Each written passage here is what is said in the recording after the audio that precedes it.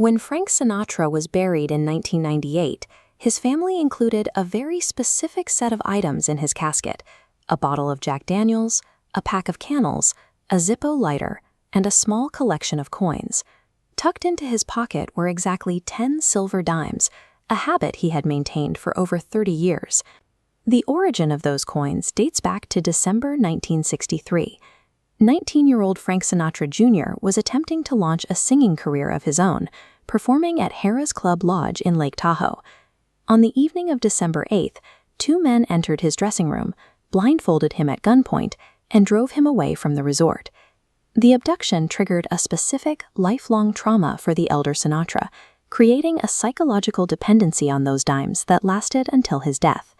Sinatra immediately rejected offers of help from his mob-affiliated associates, choosing to cooperate fully with the FBI to handle the ransom negotiations. The kidnappers demanded total anonymity, forcing Sinatra to communicate exclusively through public payphones spread across the region. In the early 1960s, long-distance calls on these machines were physically powered by dimes. If the caller didn't keep dropping coins in, the connection would vanish. Sinatra spent these calls fumbling with change, terrified that a lack of coins would kill the connection while negotiating for his son's life. This experience left Sinatra with a permanent fear of being disconnected. For the rest of his life, he carried a roll of dimes in his pocket to ensure he was never again left without a way to communicate in an emergency.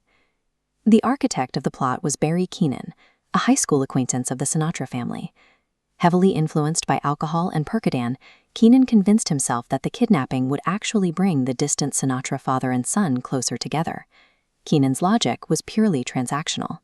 He planned to use the ransom money to fund real estate developments, eventually intending to pay Sinatra back the entire amount with interest.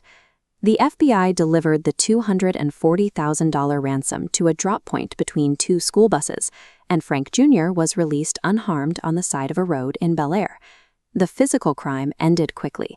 Within days, one of the accomplices confessed to his brother, who contacted the FBI, leading to the immediate arrest of the entire group. With the physical threat gone, the capture of the kidnappers shifted the battle to a courtroom, where a new strategy would target the victim's character.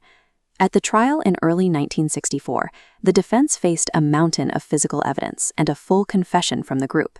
To avoid life sentences, the kidnappers' legal team adopted a desperate narrative. They claimed the kidnapping never actually happened. They argued that Frank Jr. had planned the entire event himself as a publicity stunt to help a music career struggling to gain traction. This claim successfully distracted the press and the public. Instead of focusing on the kidnappers' actions, the media began questioning Frank Jr.'s integrity, forcing him to spend the trial defending himself against his own abductors. Sinatra stayed quiet during the court proceedings, but his rage became clear months later. When a prison chaplain wrote to him asking for forgiveness for the kidnappers, Sinatra sent back a scathing reply.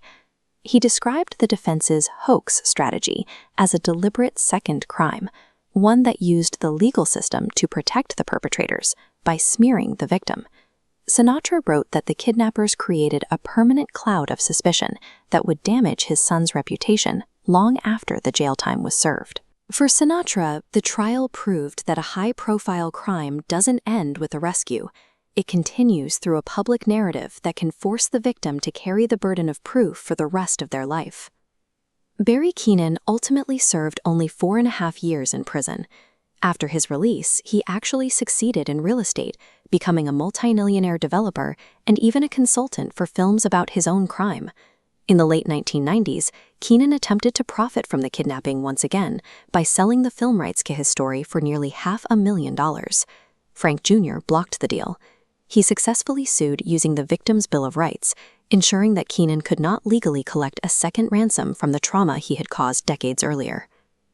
Frank Sinatra Jr. died in 2016, having spent his life under the weight of that 1963 trial. The 10 dimes buried with his father are the final proof of a psychological ransom that never truly stopped being paid.